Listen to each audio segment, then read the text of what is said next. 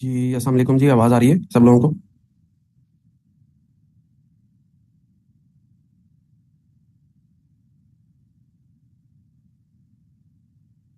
अच्छा, कोई क्वेश्चन है तो बताएंगे।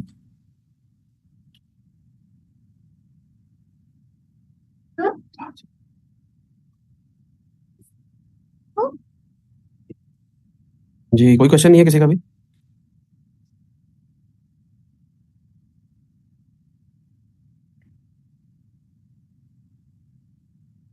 अच्छा, तो हम स्टार्ट करते हैं जी आज का लेक्चर।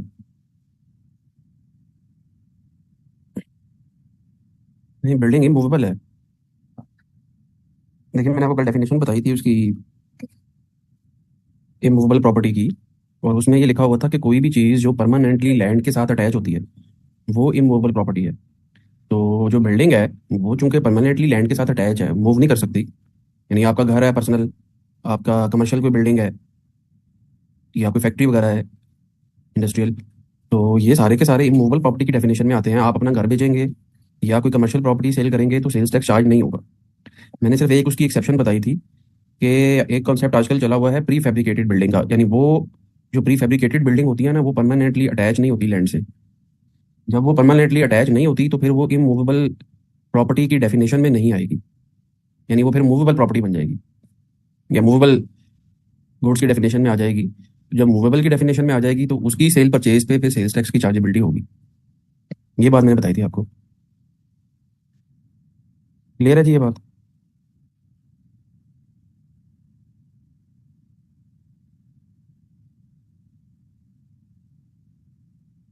प्री फैब्रिकेटेड का एक्सप्लेन किया था ना यार। देखें, जो चीज़ मैं ऑलरेडी एक्सप्लेन कर चुका होता हूँ वो अगर आप, बेहतर है पिछले वाला लेक्चर सुन लें तो ज़्यादा बेहतर है मेरे ख्याल में, आपके लिए भी और बाकी स्टूडेंट्स के लिए भी। रीज़न बीइंग कि हमारे पास ना एक बड़ा रिस्ट्रिक्टेड सा टाइम अवेलेबल होता है। अब जब वो रिस्ट्रिक्टेड सा टाइम अवेलेबल होता है ना, आप अगर मुझे एक चीज़ जो मैंने ऑलरेडी डिटेल में एक्सप्लेन कर दी, वो अगर आप खुद से लेक्चर नहीं सुनेंगे या रिकॉर्डिंग नहीं सुनना चाह रहे हैं लेकिन मुझसे एक्सपेक्ट करते हैं कि मैं उसको 8-8 या 5-5 दफ़ा रिपीट कर दूँ, वो बड़ा पॉसिबल नहीं होता फाइनल की क्लास में ना। यहाँ पे एक बड़ा रिस्ट्रिक्टेड टाइम अवेलेबल होता है। हाँ, जो चीज़ मैंने एक्सप्लेन कर दी है वो आपने सुन ली, उसके बाद अगर आपको उसमें कोई इशू आएगा तो उसके लिए मैं अवेलेबल हूँ, ठीक है? तो बेहतर है, कल मैंने आखिर पे ना 5-10 मिनट लगा के ये कॉन्सेप्ट आपको एक्सप्लेन किया था। तो आपको ना वो रिकॉर्डिंग सुननी पड़ेगी दोबारा से, ठीक है?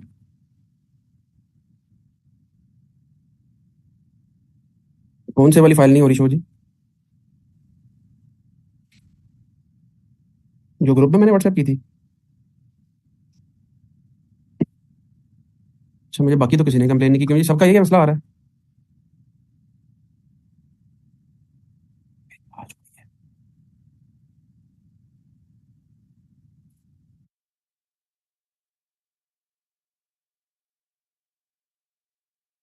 पापा खाना खाइए। ठीक है, किसी और स्टूडेंट से आप रिक्वेस्ट कर लें यार। देखें, इस तरह की चीज़ें मैं बार बार आप लोगों से इसलिए रिक्वेस्ट करता हूँ कि मेरे लिए ना बड़ा मसला हो जाता है, बड़ा मुश्किल हो जाता है। अगर आप मुझे पर्सनली इस तरह से एक एक बच्चा करना शुरू हो जाए ना, तो आप अपने आप को मेरी सिचुएशन में अगर रखेंगे ना, फिर आपको आइडिया होगा। तो अब मैंने जब इसी वजह से ग्रुप बनाया हुआ था कि मैं ग्रुप में शेयर कर दूंगा। अब आप हर बंदा मुझे पर्सनली मैसेज कर रहा है जी। अब सुबह से भी 8-10 मैसेज आ गए हैं जी, वो नोट्स में से शेयर कर लें। हालांकि मैंने क्लास में बताया भी था कि ये एक नंबर है, इस नंबर पे आप मुझे मैसेज करें, मैं आपको ग्रुप में ऐड कर लूंगा। और उस ग्रुप में मैंने वो शेयर कर दिए हैं नोट्स। अब वो लेक्चर में जो बात बताई जाती है वो स्टूडेंट सुनते नहीं है, और फिर वो, तो आप इसमें ये काम करें, अगर आप उस ग्रुप में एडेड नहीं है मुझे मैसेज करें, मैं आपको उस ग्रुप में ऐड कर लूंगा। और फिर उस ग्रुप में इतने सारे आपके स्टूडेंट्स, आपके दोस्त होंगे, कोई कोलीग होगा, उसको मैसेज कर दो यार कि ये वाली जो फाइल है ना, ये मुझे दे दो। ठीक है? अच्छा, और बताएं जी।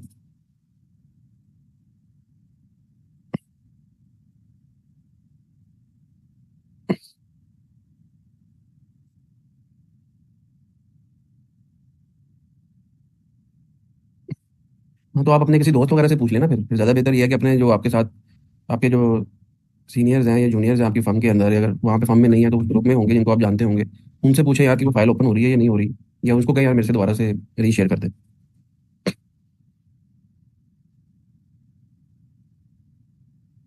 अच्छा जी, अब हम आज का लेक्चर स्टार्ट करते हैं। और कल रूट्स की डेफिनेशन में एक आखिरी चीज़ रह गई थी, वो है जी एक्शनेबल क्लेम्स। अच्छा, एक्शनेबल क्लेम्स जो होते हैं ना, अपेरेंटली तो वो गुड्स हैं, यानी वो मूवेबल प्रॉपर्टी है। लेकिन उसने स्पेसिफिकली इसको सेल्स टैक्स के पॉइंट ऑफ व्यू से गुड्स की डेफिनेशन से एक्सक्लूड किया हुआ है। अच्छा, अब एक्शनेबल क्लेम क्या होते हैं? बेसिकली वो क्लेम जो कि डिपेंडेंट है फ्यूचर के किसी एक्शन पे। यानी वो जो क्लेम है आपका, वो आज की डेट पे इन्फोर्सेबल नहीं है। आपने आज की डेट पे उसको एक सर्टन अमाउंट पे करके ले लिया है, या हो सकता है आपको फ्री में भी मिल गया हो, लेकिन वो इन्फोर्सेबल है फ्यूचर में किसी एक्शन के ऊपर। जैसे इसकी सबसे कॉमन एग्जांपल होती है लॉटरी, कि आपने एक लॉटरी की टिकट खरीद ली। अब वो लॉटरी की टिकट आपने खरीदी है जी 100 रुपए की फॉर एग्जाम्पल, और उसके पीछे हो सकता है आपका 50 लाख रुपए का इनाम निकला है, लेकिन वो निकलेगा फ्यूचर में जाके। ठीक है, जब भी वो उसका वो होगा, बैलेटिंग होगी उसकी। तो इसी तरह से ये अक्सर गिफ्ट वाउचर का एक बड़ा कॉन्सेप्ट है कि कोई नया स्टोर खुला है, तो उस नए स्टोर ने एक प्रमोशनल कंपेन ये चलाई कि भाई अगर तुम मेरे मॉल से ना 10,000 रुपये की शॉपिंग करोगे ना, तो मैं तुम्हें निशात में, जैसे बोरियम में ये अक्सर लगी होती है कि अगर तुम 10,000 रुपये की शॉपिंग कर लो या 20,000 रुपये की शॉपिंग कर लो, तो निशात में जो है ना वो हाई टी फ्री में मिल जाएगी आपको। क्यों जी, ऐसी है ना एक। तो अब ये क्या है जी, ये समझ ले किस्म का गिफ्ट वाउचर है कि आप 20,000 रुपये की अगर शॉपिंग करें, तो वैसे तो निशात में जो हाई टी है वो 2,000 रुपये की है, लेकिन अगर आप 20,000 रुपये की शॉपिंग कर लेंगे तो आपको एक कूपन मिल जाएगा 2,000 रुपये का। वो जो कूपन है उसकी बेस पे आप फ्री में जाके हाई टी ले सकते हैं। तो अब वो जो आपको 2,000 रुपये का फ्री में कूपन मिला है, क्या उसके ऊपर सेल्स टैक्स चार्ज होना है? Answer is no.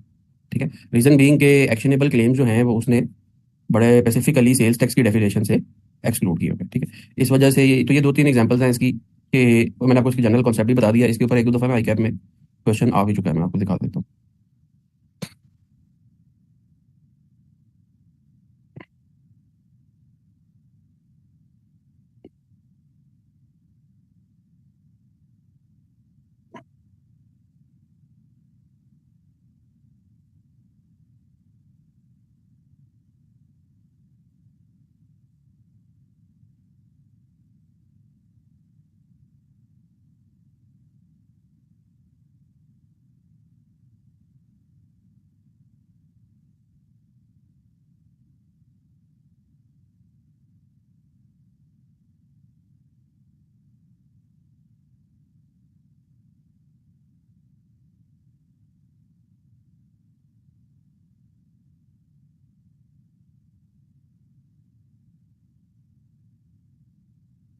एक सेकंड में सर्च कर रहा हूँ, आवाज़ उसी वजह से आपको नहीं आ रही होगी।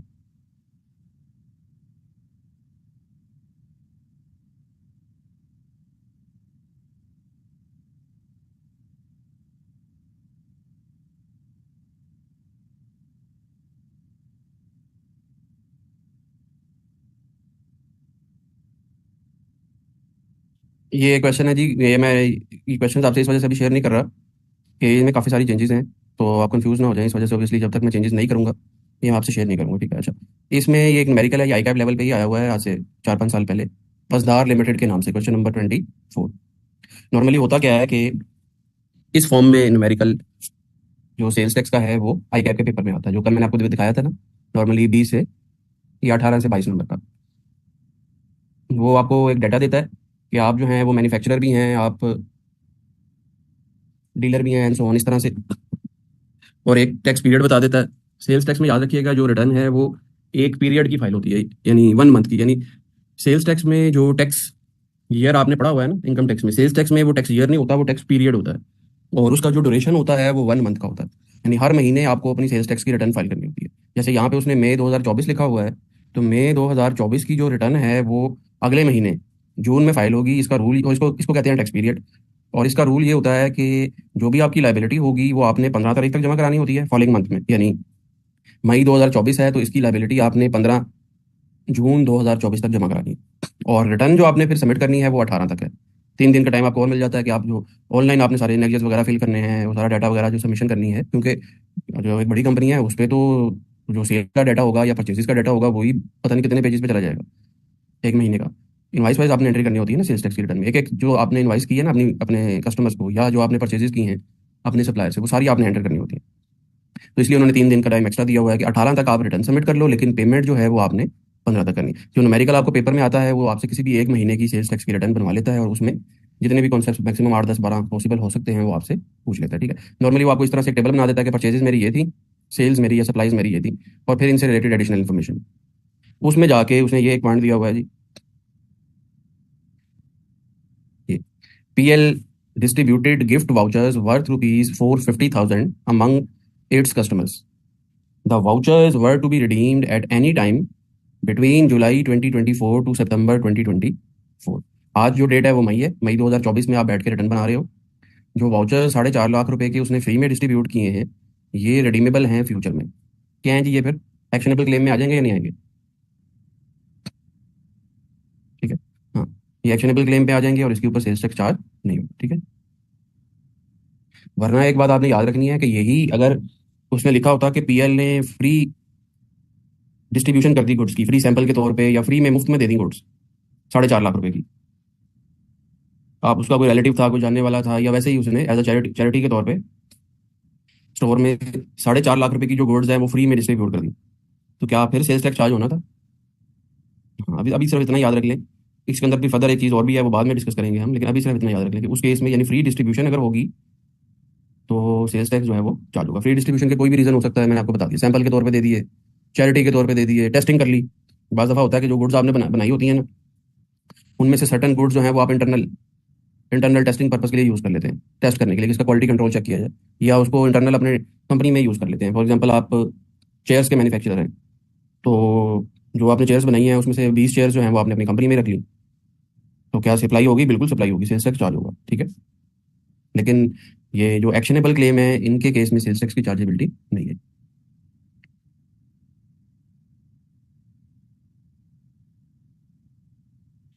तो गुड्स की डेफिनेशन में कंप्लीट हो गई है। इसमें कोई क्वेश्चन है किसी का तो बताएंगे।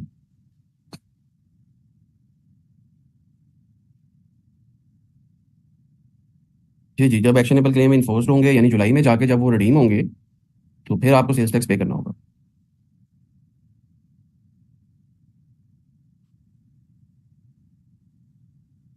यानी वो जुलाई में जाके आप पे करेंगे सेल्स टैक्स।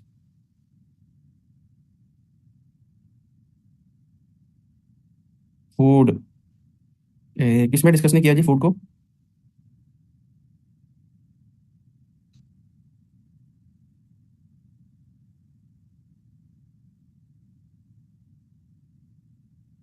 फूड जो है वो गुड्स ही हैं। आप खाना कोई भी ले लें, आप किसी भी ग्रोसरी की दुकान पे चले जाएं और वहां से कोई भी आप बिस्किट खरीद लें, आप कोई भी खाने पीने का सामान, आइसक्रीम खरीद लें, आप कोई भी और चीज़ खरीद लें, तो वो जो है वो गुड्स की डेफिनेशन में आता है, उस पर सेल्स टैक्स चार्ज होगा। वो कल मैंने आपको एक एक्सेप्शन बताई थी कि रेस्टोरेंट के केस में उन्होंने ये कहा हुआ है कि वो जो आपको खाना सर्व कर रहे हैं ना, वो सर्विस में आता है। उसकी रीज़न ये है कि वो उसमें जो प्रोविंशियल वाले हैं ना, उनका व्यू ये है कि रेस्टोरेंट वाले खाना पकाते भी हैं। ठीक है, तो वो सर्विस में आ जाएगा। खाना पका के फिर वो आपको सर्व भी करते हैं एक पर्टिकुलर तरीके से, और उसमें एक एलिमेंट गुड्स का भी है, एक एलिमेंट सर्विस का भी है, जिसकी वजह से प्लस उन्होंने एक लोकेशन बनाई हुई है, वो लोकेशन पे भी वो आपको सर्विस दे रहे हैं। ठीक है, तो उसमें फिर ये डिस्प्यूट था दोनों का आपस में ना। इसमें एक एक टाइम पे आके एफबीआर का इनके साथ फटा हो गया था। एफबीआर कहता था भाई कि सेल्स टैक्स दो मुझे, ये गुड्स हैं। प्रोविंशियल वाले कहते थे नहीं भाई ये सर्विसेज है, इसके ऊपर जो सेल्स टैक्स है वो हमें दें। तो अब आके फाइनली ये महल में 2 साल पहले या पिछले साल ही जाके ये सेटल हुआ है मामला कि ये सर्विसेज है। उसके पीछे मैंने आपको लॉजिक बता दी। लेकिन ये सिर्फ और सिर्फ रेस्टोरेंट के केस में है। रेस्टोरेंट्स या कैफे वगैरह या कोई भी इस तरह का कोई चीज़ है ना, तो उसके केस में। उसके अलावा बाकी केसेस में सेल्स टैक्स की चार्जेबिलिटी है गुड्स के ऊपर, इसके ऊपर, फूड के ऊपर।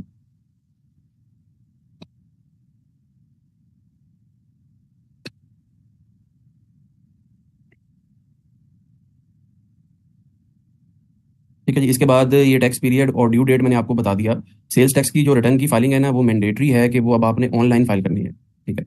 कुछ जो स्पेसिफिक सेक्टर के लोग हैं ना, उनके लिए कुछ रिटर्न फाइलिंग की डेट्स फर्क भी हैं, वो आपके लिए जरूरी नहीं है। मैंने आपको बताया था कि आपके आई कैप के पॉइंट ऑफ व्यू से जो जनरल कॉन्सेप्ट है ना, वो आपको पता होनी चाहिए। जनरल कॉन्सेप्ट यही है कि रिटर्न फाइलिंग की जो ड्यू डेट है वो 15 के ऊपर आपने टैक्स जमा कराना होता है और 18 के ऊपर आपने रिटर्न फाइल करनी होती है। ठीक है। लेकिन कुछ डिफरेंट सेक्टर्स में रिटर्न फाइलिंग की डेट फर्क है। जैसे जो पावर सेक्टर है उसमें रिटर्न फाइलिंग की डेट 25 है।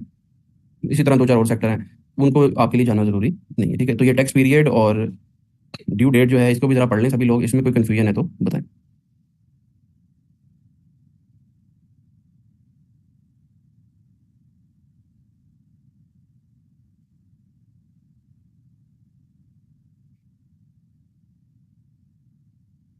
नहीं, लेकिन वो उनका अगर इनपुट 18 है तो ऐसा तो नहीं है ना कि जितने की वो चीज़ खरीदेंगे उतने का ही आपको बेच देंगे। इनका तो मार्जिन ही बहुत ज़्यादा होता है। आपको वो एक चिकन कढ़ाई बना के दे रहे हैं 1500 रुपये की या 2000 रुपये की बेच रहे हैं, उसको बनाने पे जो उनकी कॉस्ट है वो हो सकता है 500 रुपये हो। तो 500 पे आपने अगर 18% पे किया हुआ है और 2,000 रुपये पे आपको 17% चार्ज कर रहा है, 16% चार्ज कर रहा है, तो पेबल ही निकलेगा ना। यानी प्रॉफिट मार्जिन भी तो है ना, क्या है फिर? ऐसा तो नहीं है कि वो कॉस्ट के ऊपर ही काम कर रहा है।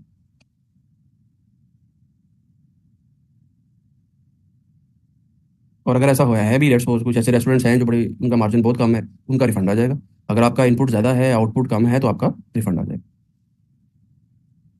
हाँ, ये इनपुट आउटपुट की एडजस्टमेंट आपस में होती है या नहीं होती है, हम आगे जाके पढ़ेंगे। अच्छा, एक बात और याद रखिएगा जी, जो भी चीज़ आप परचेज करते हैं ना, या आप इंपोर्ट करते हैं या आप परचेज करते हैं, लोकल परचेज,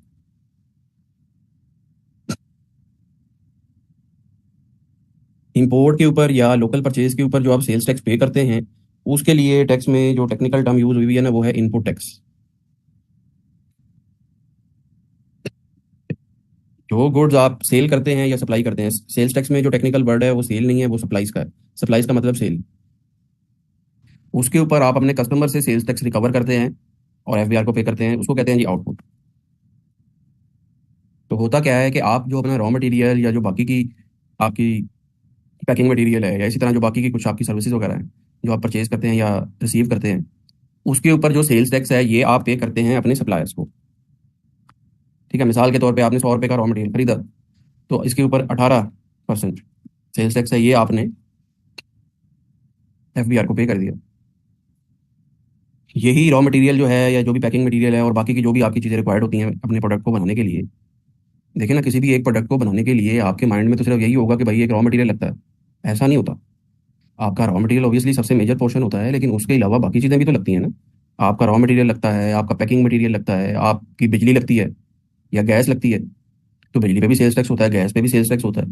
फिर जो जब आपकी प्रोडक्ट बन जाती है तो आप वो प्रोडक्ट डिलीवर करते हो अपने कस्टमर को, तो ट्रांसपोर्टेशन के जो चार्जेस हैं उसके ऊपर भी सेल्स टैक्स सर्विसेज वाला लगता है। यानी जो आपने ट्रांसपोर्टर हायर किए होंगे वो भी आप सेल्स टैक्स लेगा आपसे।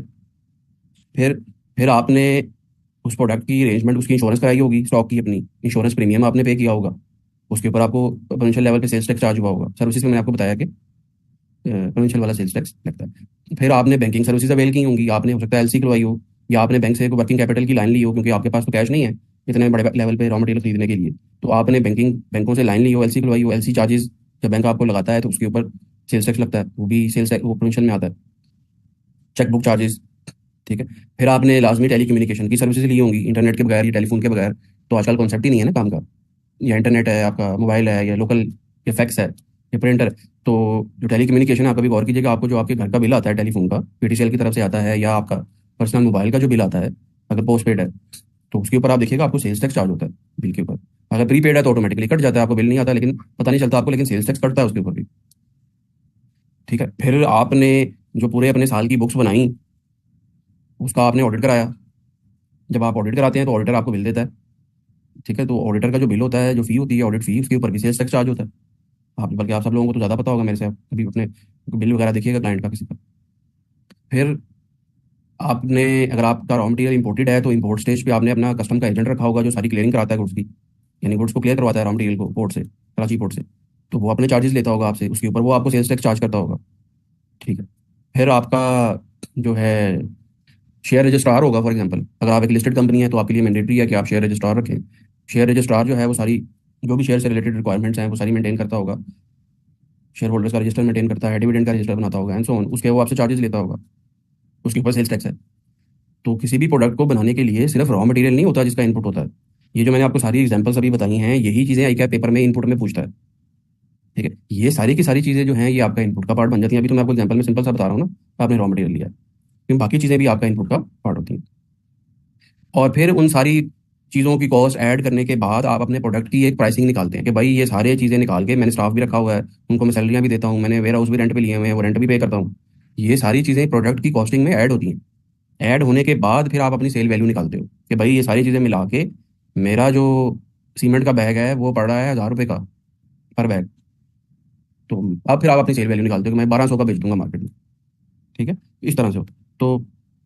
तो ये जो रॉ मटेरियल या जो बाकी की जितनी भी चीज़ें हैं, इसके ऊपर जो इनपुट है ये आप एफबीआर को पे नहीं करते। ये बात आपने याद रखनी है कि सेल्स टैक्स जो है वो हमेशा एफबीआर को सेलर पे करता है, बायर नहीं पे करता। बायर किसको पे करता है जी बताएं, ये 18 रुपये किसको पे हुए होंगे? सप्लायर को। ठीक है, सप्लायर क्या करेगा कि यही 100 रुपए की चीज़ इसने 200 रुपए की, मैं एग्जाम्पल दे रहा हूँ, बेच दी। तो ये अपने कस्टमर से ये 36 रुपये ले लेगा।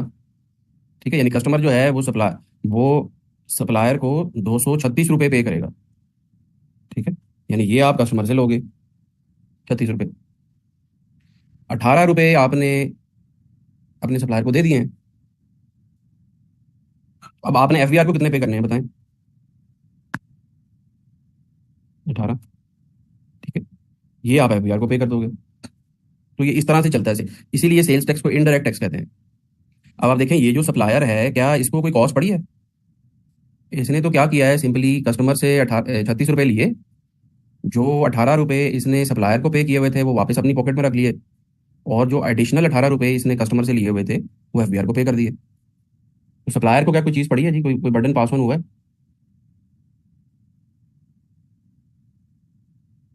सेल्स टैक्स को इसीलिए कंजम्पशन टैक्स भी कहते हैं या इनडायरेक्ट टैक्स भी कहते हैं कि सेल्स टैक्स। अब ये 36, अब एफबीआर के पास कितने पैसे आए हैं बताएं? एफबीआर के पास 36 रुपये ही जाएंगे। फर्क सिर्फ इतना होगा कि 18 रुपये जो हैं वो ये सप्लायर पे करेगा, और बाकी का जो ये 18 है वो जो जिससे आपने ये रॉ मटेरियल खरीदा है, यानी जो आपका सप्लायर था, वो पे कर देगा। ठीक है, तो एफबीआर को 36 रुपये चले गए। 18 जो है वो कस्टमर ने दे दिए, 18 जो है वो सॉरी 18 जो है वो सप्लायर ने दे दिए, और 18 जो है वो आपने दे दिए। ठीक, लेकिन ये 36 का 36 जो रुपया है, इसका बर्डन किसको जाएगा जी बताएं? ये पड़े किसको है आखिर? हाँ, जिसने वो प्रोडक्ट कंज्यूम कर ली, यानी जिसको उसने ये प्रोडक्ट आके बेची है। अगर वो एंड कंज्यूमर है, फॉर एग्जांपल ये एक बिस्किट का पैक था, तो 200 रुपये का उसने बिस्किट का पैक सेल किया। जिस बंदे ने वो बिस्किट खाए हैं उसको 36 रुपये पड़ गए। ठीक है, तो अब आप देखिए, जिस बंदे ने वो बिस्किट खाए हैं वो है एंड यूजर। क्या एंड यूजर सेल्स टैक्स में रजिस्टर्ड होगा? हम्म तो ये भी एक बड़ी मिसकंसेप्शन है ना। कल मैंने आपको एक नंबर जरूर बताया था कि सेल्स टैक्स में जो लोग रजिस्टर्ड हैं वो 2 लाख के करीब है मेरे ख्याल में, और उनमें से भी जो रिटर्न फाइल करते हैं वो लाख एक है। लेकिन इसका मतलब हरगिज ये नहीं है कि सेल्स टैक्स जो है वो सिर्फ 2 लाख लोग या 1 लाख लोग ही पे करते हैं पाकिस्तान में। ठीक है, जो लोग लाइबल टू बी रजिस्टर्ड ही नहीं है सेल्स टैक्स में, यानी जो एंड कंज्यूमर है, वो तो अगर 25 करोड़ है तो 25 में से मेरे ख्याल में 20 करोड़ लोग जो होंगे, 5 को मैं इसमें से एक्सक्लूड कर रहा हूँ कि ऐसे लोग होंगे जो कुछ भी नहीं खरीद सकते, वो पे कर रहा है सेल्स टैक्स। हर बंदा पाकिस्तान में सेल्स टैक्स पे कर रहा है। ठीक है, तो रजिस्टर से आपने कंफ्यूज नहीं होना कि बाकी के जो लोग हैं वो तो सेल्स टैक्स पे ही नहीं करते, इसका मतलब है वो पे करते हैं। लेकिन किसको पे करते हैं बताएं? यानी वो जो 1.5 लाख या 2 लाख लोग हैं वो एफबीआर को पे कर रहे हैं आप लोगों से लेके। लेकिन आप लोग जो हैं, आप एफबीआर को पे नहीं कर रहे, आप किसको पे कर रहे हैं? सप्लायर को। अब अब यहाँ पे असल इशू है कि अक्सर ऐसे सप्लायर हैं जो आपसे तो सेल्स टैक्स ले लेते हैं लेकिन एफबीआर को जमा नहीं कराते। ये आप सबको पता है, कल भी मेरे से किसी ने क्वेश्चन किया था, या पता नहीं किसी की ऑब्जर्वेशन थी, कि वो अक्सर जो रेस्टोरेंट वाले हैं वो कहते हैं जी कि भाई वो मशीन तो चल ही नहीं रही। उसका वो क्यों कहते हैं आपको कि आपसे तो 16% सेल्स टैक्स ले लेंगे, सेल कैश के अंदर है। क्या आपके ख्याल में इतना ईमानदार आदमी है पाकिस्तान का रेस्टोरेंट वाला या कोई भी बंदा फॉर डेट मैटर कि एफबीआर को 16% खुद ही टैक्स पे कर दे? मैं किसी की वो नहीं कर रहा, मैं इवन अपनी एग्जांपल देने को तैयार हूँ कि यानी जो हालात पाकिस्तान में अब हो चुके हैं, यानी इतना ज़्यादा टैक्स देने के बाद अगर आपको जीरो सर्विस मिल रही है, तो मुझे अगर ऑप्शन मिलेगा मैं भी नहीं दूंगा टैक्स एफबीआर को, कि भाई मैं 40-40 50-50% अगर हमने टैक्स देना है और एक दवाने की भी सर्विस नहीं है, कौन देगा टैक्स खुद से? ठीक है, तो वो बंदा भी नहीं देगा, तो कस्टमर से ले लेते हैं लेकिन आगे एफबीआर को जमा नहीं। ये मैं जो एग्जांपल दे रहा हूँ ये तो सेल्स टैक्स की, मैं बात इनकम टैक्स की कर रहा हूँ, लेकिन सेल्स टैक्स में भी ये हालांकि सेल्स टैक्स में वो जो 16 रुपये आपसे वो ले रहा है वो उसका प्रॉफिट है, वो ऐड हो रहा है उसके प्रॉफिट में, कि आपसे सेल्स टैक्स दिखा के शो कर रहा है और आगे एफबीआर को पे नहीं कर रहा। ठीक है, इसी तरह ये जितने भी रिटेलर्स हैं, ये आपने एक और फिनोमेना भी ऑब्जर्व किया होगा कि ज़्यादातर रिटेलर्स के लिए अब ये मैंडेटरी कर दिया गया है कि वो पीओएस इंस्टॉल करें। पीओएस का मतलब होता है पॉइंट ऑफ सेल। आपने अगर कभी रिसीट को गौर से देखा हो ना, किसी भी स्टोर से आप कोई चीज़ खरीदें तो वहाँ पे वो हमें 1 रुपया चार्ज भी करते हैं। ये भी एक बड़ा अच्छा कॉन्सेप्ट था जो पिछले 3-4 साल से आया है। वरना ज़्यादातर ये बेसिकली क्या है, पॉइंट ऑफ सेल, कि जब आपसे वो कोई भी चीज़ आपको वो सेल करता है ना, कोई भी ग्रोसरी की आइटम या बेकरी की आइटम, तो जैसे ही अपनी मशीन में एंट्री करता है ना, वो ऑटोमेटिकली वो सेल एफबीआर के साथ सिंक होता है वो सिस्टम उसका। तो वो सेल जो है वो ऑटोमेटिकली इंटीग्रेट होता है, वो उसकी सिस्टम में एफबीआर में क्या आ जाती है। ठीक है, ये एफबीआर ने बड़ी मुश्किल से एक एक रिटेलर का पीछा करके ना ये इंटीग्रेशन करवाई है, यानी पीओएस इंस्टॉल करवाया है। वरना उससे पहले क्या था आप खुद ही बताएं? कि एक दुकानदार है जिसकी एक दिन में 10 लाख की सेल हो रही है, क्या एफबीआर को कभी पता चलेगा कि इसकी 10 लाख की सेल है? वो अगर एफबीआर को डिक्लेयर करे कि भाई मेरी तो एक दिन में 50,000 की सेल है, या मेरी सेल ही नहीं हो रही भाई, मैं तो मर गया, तो एफबीआर क्या कर सकता है? ठीक है, तो ये सारी की सारी जो कैश ट्रांजेक्शन हैं, ये पाकिस्तान में अनडॉक्यूमेंटेड है। जब सारी की सारी तो अभी भी लोगों ने उससे बचने के भी तरीके निकाले हुए हैं, वो पीओएस से भी बचने के। ठीक है, तो बीच में ही मैंने ऐसा भी हुआ था कि जिसने नहीं किया था ना एफबीआर ने, फिर उसकी दुकान जो थी वो सील कर दी थी, यानी दुकान ही बंद कर दी थी।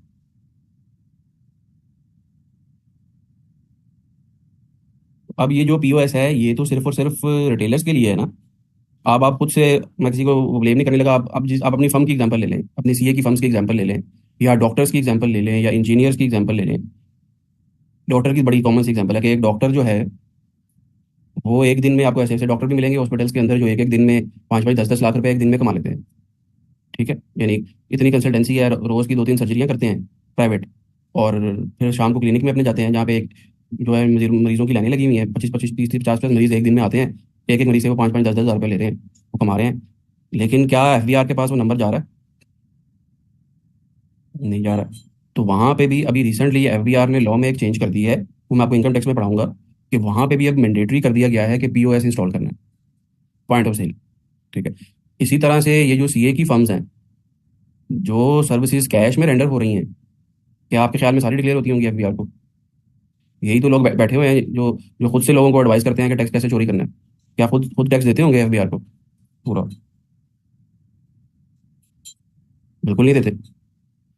ठीक है, तो यहाँ पे भी पीओएस होना चाहिए ना, कि जो भी सर्विस हो वो एफबीआर के साथ इंटीग्रेटेड हो, जो भी सेल है एफबीआर के सिस्टम में रिपोर्ट होनी चाहिए।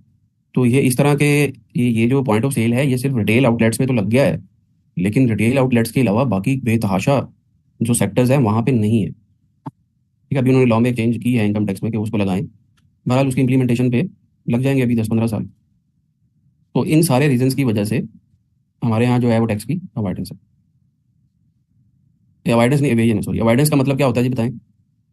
ये भी एक बड़ा इंपॉर्टेंट कॉन्सेप्ट है जो आपको पता होना चाहिए, tax avoidance versus tax evasion.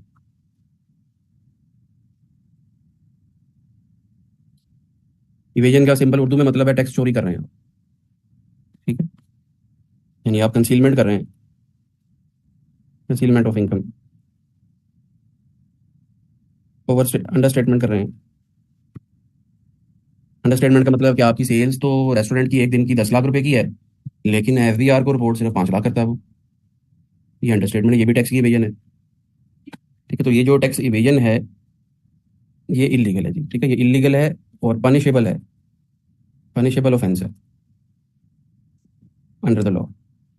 Sales tax में भी पनिशेबल है और इनकम टैक्स में भी पनिशेबल है। ऑन द अदर हैंड जो अवॉइडेंस होती है,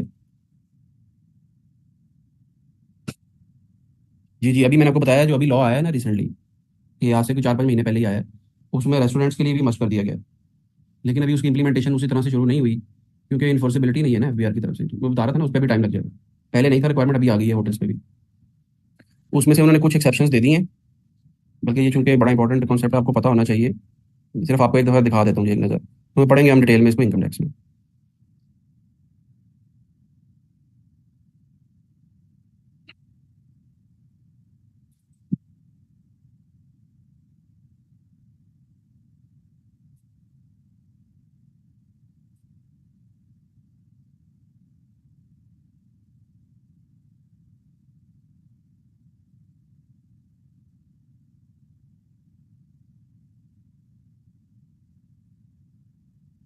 ये है जी, ये बेसिकली ना, ये जितने भी रेस्टोरेंट्स हैं, पहले ही इसमें नंबर रेस्टोरेंट्स का आ रहा है, इन्होंने पीओएस करना है।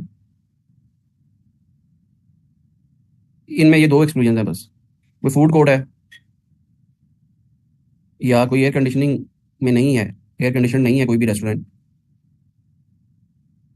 तो फिर वो रिक्वायरमेंट नहीं है। उसके अलावा बाकी जितने भी रेस्टोरेंट्स हैं वो सब, ये अब ये वाला भी काम देख लें आप, ये जितने भी गेस्ट हाउसेज हैं और होटल्स हैं, ये भी सारे टैक्स के वेटर्स हैं। ये एक एक रूम जो है वो, आप चले जाएंगे नॉर्दर्न एरियाज में, एक एक रूम जो है वो लाख लाख रुपए का एक दिन का है, जो अच्छा रेस्टोरेंट है। क्या आपके ख्याल में वो एफबीआर को देते हैं टैक्स?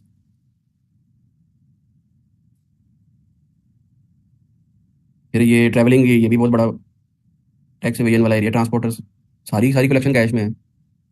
तो एक बस ने एक दिन में पता नहीं रावलपिंडी के कितने फेरे लगाए हैं, मुझे क्या पता। ये एफबीआर को क्या पता कि आपने एक बस से कितना प्रॉफिट कमाया है। तो ये इन सारे सेक्टर्स के लिए उन्होंने मेडिकल प्रैक्टिशनर्स भी हैं, इसमें सीए की फर्म्स भी हैं, ये अकाउंटेंट्स भी हैं।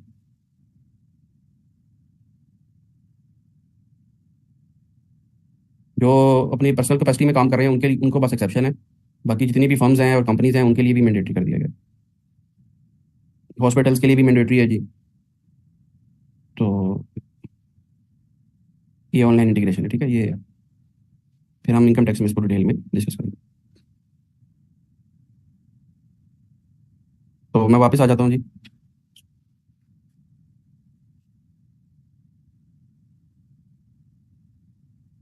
और इस बेसिक कॉन्सेप्ट की तरफ जी, ये टैक्स पीरियड और ड्यू डेट में कोई क्वेश्चन है किसी का तो बताएं जी, वरना आगे चलते हैं।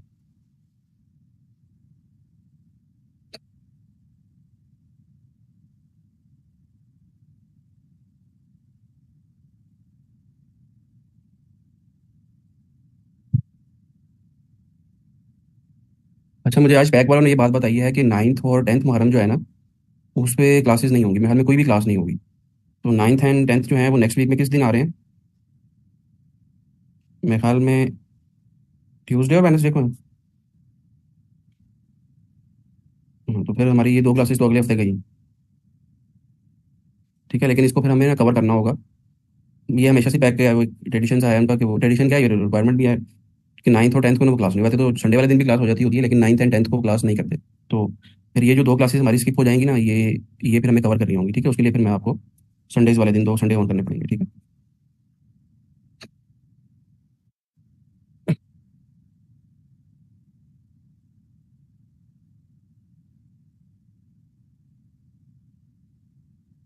सेल्स टैक्स की इनवाइस की जो पेमेंट है वो तो आपने अपने सप्लायर को करनी होती है ना, या आपने अपने कस्टमर से पैसे लेने होते हैं? उसका एफ ये आसान जरा हो जाए जी, मैं फिर एक्सप्लेन करता हूँ।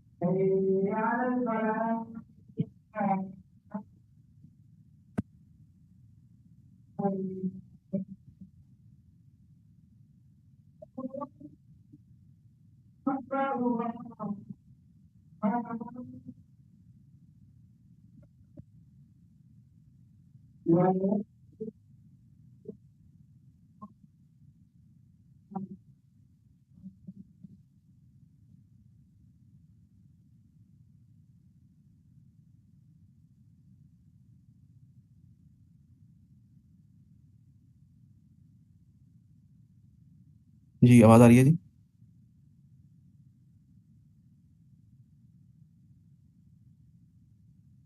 अच्छा, ये अब दो तीन क्वेश्चन आ गए जी, मैं इसका जवाब दे देता हूँ उन सबका।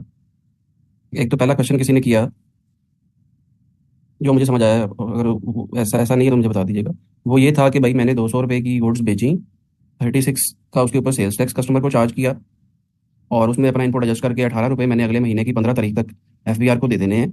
लेकिन जो मेरा कस्टमर है उसने तो मुझे पैसे ही पे नहीं किए, 236 रुपये। कि ऐसा अक्सर बिजनेस में इंडस्ट्री में होता है कि कस्टमर जो है वो दो दो महीने 6 6 महीने पेमेंट ही नहीं करते। आपके डेटर्स इतने ज़्यादा हो जाते हैं। तो अब क्या किया जाए, ये क्या ये सेल्स टैक्स मैं पहले से पे करूंगा एफबीआर को? क्या कॉन्सेप्ट है जिसके अंदर, कोई कोई आइडिया है किसी को? क्या मुझे यही क्वेश्चन था।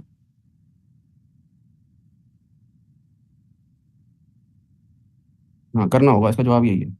यानी सेल्स टैक्स जो है वो एफबीआर को जो आपने पे करना है ना, वो अक्रूवल बेसिस पे करना है पे। चाहे आपको पेमेंट आई है चाहे नहीं आई, सेल्स टैक्स आपने अगले महीने के 15 तक एफबीआर को पे करना है। ठीक है। अच्छा, आउटपुट जो है ये वाला 200 जो है। अच्छा, फिर आपका इसके अंदर फिर पॉइंट ये हो सकता है कि भाई मैंने परचेजेस भी की हैं, तो जो मैंने परचेजेस अपने सप्लायर से की हैं वो भी मैंने पे नहीं की, उसमें भी मुझे उसने क्रेडिट पीरियड दिया हुआ है 2 महीने का 3 महीने का, मैंने पे नहीं की। तो क्या मुझे इनपुट मिलेगा? इनपुट मिलेगा तो ऑब्वियसली बात है, मेरा आउटपुट, मेरा बैलेंस जो पेबल है वो कम हो जाएगा। उसमें रूल आप सबने पढ़ा होगा, गैप लेवल पे बड़ा आसान सा है, आप सब लोगों ने याद भी किया हुआ है। क्या रूल है जी? इनपुट कब तक मिल जाता है? 6 मंथ तक। ठीक है, 6 मंथ तक अगर आप पेमेंट कर दोगे तो कोई मसला नहीं। लेकिन आउटपुट में कोई रूल नहीं है, ये बात याद रखिएगा कि साल के बाद जाके आपका जो डेटर है वो बैड हो गया। बैड डेट तो होता रहता है, हर बिजनेस में होता है बैड डेट, कुछ में ज़्यादा होता है कुछ में कम। साल के बाद जाके वो डेटर बैड हो गया, आपने तो सेल्स टैक्स उसके ऊपर अगले महीने, यानी जिस महीने उसको सेल की उसे अगले महीने एफबीआर को दे दिया हुआ है। क्या वो सेल्स टैक्स वापस मिलेगा आपको? नहीं मिलेगा। ठीक है। हाँ, सिर्फ एक तरीका कार है, वो एक तरीका कार ये है कि अगर आपकी जो सेल्स हैं वो विद इन 6 मंथ्स रिवर्स हो जाए। जब रिवर्स हो जाए तो रिवर्स में कुछ भी हो सकता है, सेल्स रिटर्न हो गई हैं, बैड डेट हो गई है, डिफेक्टिव निकल आया है, प्राइसिंग में चेंज आ गया है, इस तरह की कोई भी चीज़ हो सकती है ना, जिसकी वजह से जो सेल्स की वैल्यू है वो कम हो सकती है। विद इन 6 मंथ्स का रूल है, 180 डेज का, 180 दिन का, कि 180 दिन में अगर वो इनमें से कोई भी एक चीज़ हो जाए तो फिर आप अगले 6 महीनों के अंदर एडजस्टमेंट कर सकते हैं अपनी सेल्स को रिड्यूस करके। उस एडजस्टमेंट को क्या कहते हैं जी, वो भी आप सब लोगों ने पढ़ा होगा। हाँ, reduced through debit credit note. समझ आ गई जी बात की? एक तो क्वेश्चन ये हो गया। दूसरा क्वेश्चन किसी ने ये किया था कि क्या एफबीआर के पास पावर है कि वो ड्यू डेट एक्सटेंड कर सकता है या रिटर्न की डेट एक्सटेंड कर सकता है? तो बिल्कुल पावर है, एफबीआर ने अक्सर लोगों को अलाउ भी किया हुआ है। कुछ स्पेसिफिक चीज़ें हम पढ़ेंगे आगे जाके, उनमें कुछ सेक्टर्स को 2-2 महीने की या 3-3 महीने की रिटर्न भी अलाउ है। जैसे वो टाइल्स वाले जो है ना, जो ईंटों की भट्टियां वाले नहीं है, जो ईंटों की भट्टियां में काम यानी बनती हैं, जो ईंटों की भट्टियों से ईंटें, उनको उन्होंने 3-3 महीने की कहा हुआ कि आप 3 महीने में रिटर्न फाइल करो, तो ड्यू डेट एक्सटेंड हो सकती है। ठीक है जी। एक और क्वेश्चन किसी का था जी, वो क्या था? मुझे यही थे क्वेश्चन या कुछ और भी था किसी का?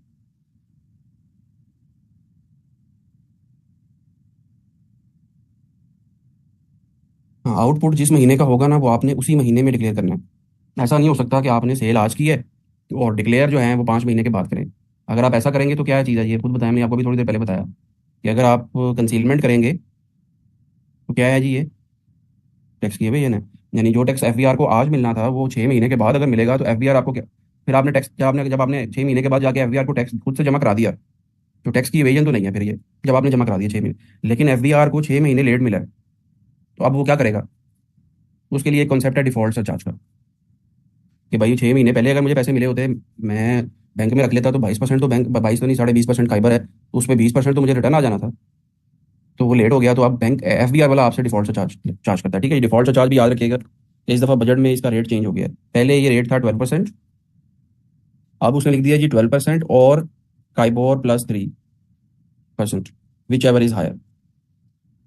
तो प्रैक्टिकली क्या हो गया है कि इस वक्त काइबोर का जो रेट है ना वो 20.5% है, +3, यानी आपको 23.5% पर एनम के हिसाब से जितना टैक्स आपने लेट जमा कराया है वो आपको डिफॉल्ट भी पड़ेगा। ठीक है।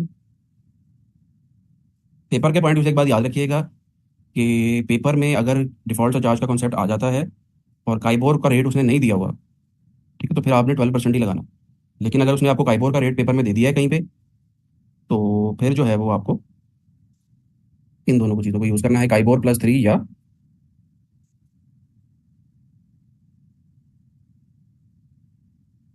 विच अमाउंट, जो भी आउटस्टैंडिंग अमाउंट है जो एफबीआर को आपने टाइम पे जमा नहीं कराई।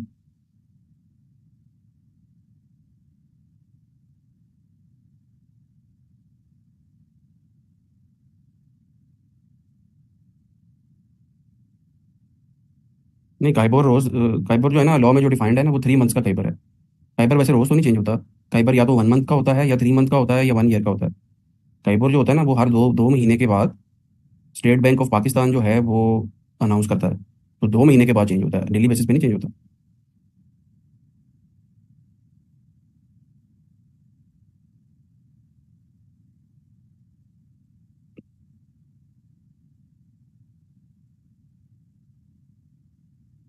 अच्छा, आगे चलते हैं जी अब।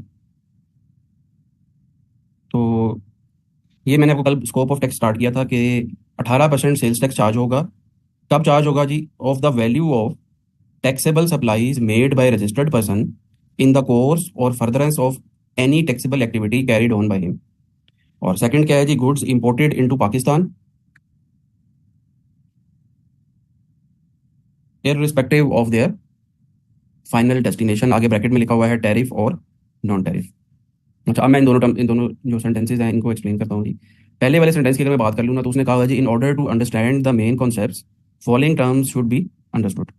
सप्लाई क्या है जी और टैक्सेबल सप्लाई क्या है? रजिस्टर्ड पर्सन कौन है? टैक्सेबल एक्टिविटी क्या है? और time and value of supply क्या है? अच्छा, यानी वो ये कह रहा था ऊपर सिंपल वर्ड्स में उर्दू की लैंग्वेज में अगर मैं आपको एक्सप्लेन करूँ कि कोई भी बंदा जो सेल्स टैक्स में रजिस्टर्ड है, वो अगर कोई भी ऐसी चीज़ें बेचेगा जो कि टैक्सेबल सप्लाईज हैं, और साथ में वो कोई टैक्सेबल एक्टिविटी भी कर रहा है, यानी तीन चीज़ों, यानी सेल्स टैक्स की चार्जेबिलिटी के लिए जो 18% सेल्स टैक्स लगना है ना, तीन चीज़ों का होना जरूरी है। नंबर वन, वो कह रहा है भाई, सबसे मेन क्राइटेरिया, रजिस्टर्ड पर्सन अगर सेल करेगा। आपने अपने दोस्त को अगर कोई अपना मोबाइल बेच दिया, क्या आप सेल्स टैक्स चार्ज करेंगे?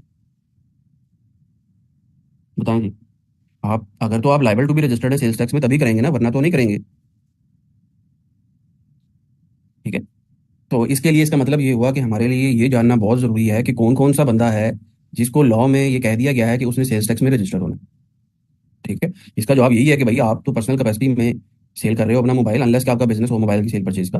अगर आप अपना वन ऑफ आपने मोबाइल यूज़ किया साल डेढ़ साल, फिर आपने बेच दिया अपने दोस्त को अपना मोबाइल, तो उस पर सेल्स टैक्स नहीं लगेगा। ठीक है।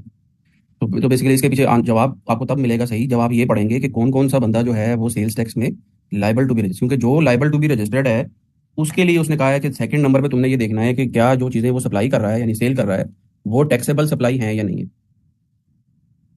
अभी किसी ने पूछा था, मैं हाल में ग्रोसरी आइटम या फ्रूट के बारे में पूछा था कि फ्रूट्स जो हैं वो टैक्सेबल हैं या नहीं है, उन पे सेल्स टैक्स है या नहीं है। तो अब इसका जवाब मैं उस वक्त इस वजह से नहीं दिया था कि इसका जवाब कोई इतना आसान नहीं है। ठीक है।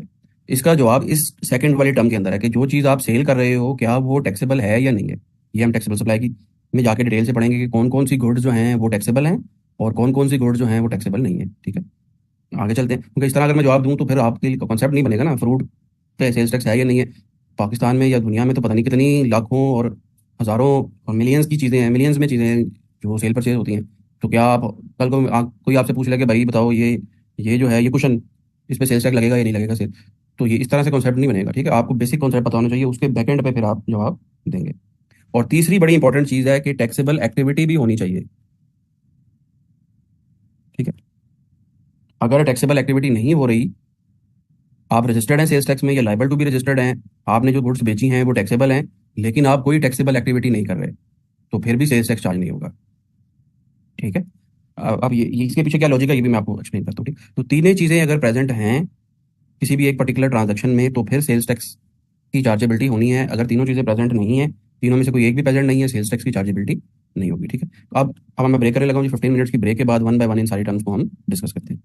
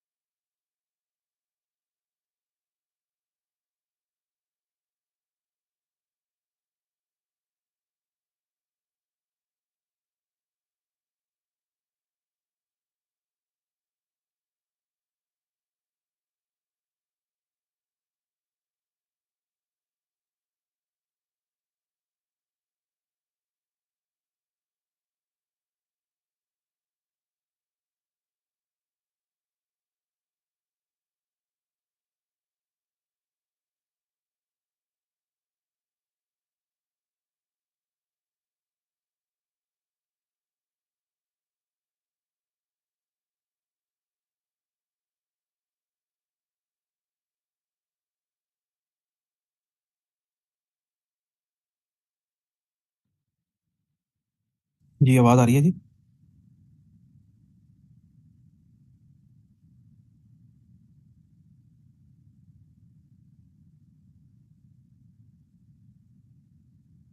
अच्छा, सबसे पहले अब हम डिस्कस करते हैं जी रजिस्टर्ड पर्सन के कौन कौन से लोग हैं जिनके लिए लॉ में ये लिख दिया गया है कि उन्होंने सेल्स टैक्स में रजिस्टर होना है। रजिस्टर्ड पर्सन की जो डेफिनेशन है वो ये दी हुई है जी।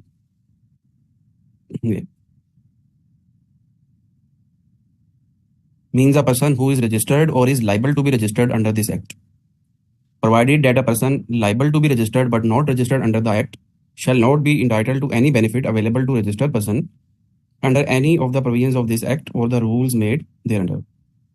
वो ये बात कर रहा है कि भाई वो बंदा जो रजिस्टर्ड है या लाइबल टू बी रजिस्टर्ड है ना, वो रजिस्टर्ड है, वो रजिस्टर्ड पर्सन की डेफिनेशन में फॉल कर जाएगा। अब कौन कौन सा बंदा लाइबल टू बी रजिस्टर्ड है, ये बात यहीं से आपकी सेल्स टैक्स की समरी स्टार्ट हो रही है जी। ये बात आपके सेक्शन 14 में एक्सप्लेन्ड है कि किस किस बंदे ने रजिस्टर होना है। ठीक है, उसकी तरफ मैं भी आता हूँ बाद में, उससे पहले जरा ये डेफिनेशन कंप्लीट कर लो। लेकिन वो कहता है कि जो बंदा लाइबल टू बी रजिस्टर्ड है लेकिन रजिस्टर्ड नहीं हो रहा, उसको वो सारे के सारे बेनिफिट्स जो किसी एक रजिस्टर्ड बंदे को मिल रहे हैं ना, वो नहीं मिलेंगे। यानी जो बंदा लाइबल टू बी रजिस्टर्ड, एक मैन्युफैक्चरर है फॉर एग्जांपल, तो उसके लिए मैंडेटरी था कि वो सेल्स टैक्स में रजिस्टर्ड हो, वो नहीं हो रहा रजिस्टर्ड, तो क्या इसका मतलब ये है कि उसने सेल्स टैक्स नहीं देना? बताएं। हाँ नहीं, सेल्स टैक्स तो जब भी वो एफबीआर के हथे चढ़ गया एफबीआर उसे ले लेगा। लेकिन वो कह रहा है कि जब ऐसी सिचुएशन हो गई ना कि तुम लाइबल टू बी रजिस्टर्ड थे लेकिन तुम रजिस्टर्ड नहीं हुए, तो जो रजिस्टर्ड बंदे को बेनिफिट मिलता है ना, वो तुम्हें नहीं मिलेगा। हाँ, अब ये एनएम का बड़ा अच्छा सवाल है जी कि रजिस्टर्ड बंदे को क्या बेनिफिट मिलता है, बताएं। एनएम खुद ही सोच के बताएं, मैंने आपको अभी थोड़ी देर पहले ही तो बताया कि रजिस्टर्ड को क्या बेनिफिट मिलता है। ये देखिए, अगर आप रजिस्टर्ड हैं, ये इक्वेशन बना के समझाई थी ना। हाँ, रजिस्टर्ड बंदे को ये बेनिफिट मिलता है कि उसको पल्ले से कोई भी टैक्स एफबीआर को नहीं देना पड़ता। लेकिन अगर आप अनरजिस्टर्ड होंगे तो क्या नुकसान होगा कि ये 36 रुपये जो आपने कस्टमर से लिए हैं, ये तो आपको एफबीआर को देने ही देने हैं, लेकिन जो 18 रुपये आपने अपने सप्लायर को पे कर दिए होंगे, इसका आपको इनपुट नहीं मिलेगा। इसका मतलब ये हुआ कि ये जो 18 रुपये हैं, ये आपको पड़ गए ना। समझ आ गई? अच्छा, आगे चलते हैं जी कि सेक्शन 14 में अब क्या बात है जी कि कौन कौन बंदा है जो लाइबल टू बी रजिस्टर्ड। मैं समरी की तरफ आ रहा हूँ। अच्छा, समरी की तरफ आने से पहले मैं एक चीज़ पहले आपको और एक्सप्लेन कर दूँ कि टैक्सेबल सप्लाई की डेफिनेशन, अगर मैं पहले उसकी तरफ आ जाऊँ कि रजिस्टर्ड बंदा होना चाहिए, ये तीन चीज़ें मैंने आपको बताई थी, और टैक्सेबल सप्लाई होनी चाहिए। अब टैक्सेबल सप्लाई में वो क्या कहता है, एफबीआर वाला, एफबीआर वाला नहीं सॉरी, जो भी जिसने भी लॉ बनाया हुआ है। अच्छा, एक क्वेश्चन किसी ने उस दिन मेरे से पूछा था, शायद मैं उस वक्त जहन में आया, फिर मैं भूल गया हूँ बताना, अभी मुझे जहन में आ गया एफबीआर से कि कोई ये पूछ रहा था कि वो बजट कौन बनाता है। तो ये आपकी जो फाइनेंस मिनिस्ट्री होती है ना, ये बेसिकली इसके इसमें जो लोग होते हैं ना, वो इसमें इन्वॉल्व होते हैं, और इसमें सबसे मेजर जो स्टेक होल्डर होता है ना, वो एफबीआर होता है। एफबीआर के एफबीआर के जो प्लस, हाँ ऑब्वियसली एक्सटर्नल पार्टियों में तो आईएमएफ ने को रिव्यू करवाया जाता है ना, जो भी सजेशंस वगैरह और जो भी चीज़ें एफबीआर वाले या फाइनेंस मिनिस्ट्री वाले या बाकी के जो भी दो चार लोग हैं। आई कैप का आप पूछ रहे थे, तो आई कैप क्या करता है कि आई कैप हर साल अपना एक बजट का प्रपोजल बनाता है। ठीक है, वो बजट का जो प्रपोजल होता है वो आई कैप बना के, तो एक वो किताबचा जो होता है ना, वो इनको दे देता है कि पढ़ो इनको के बस। बस इस एक्सटेंट तक आई कैप की इन्वॉल्वमेंट है। ठीक है, तो मेरे पास पढ़े हुए हैं आई कैप के भी, ये मैंने इधर सेव किए थे।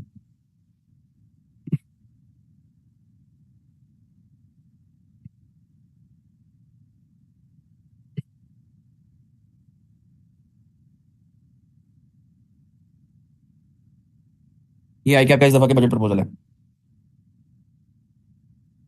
ये देखिए, 122 पेजेस हैं।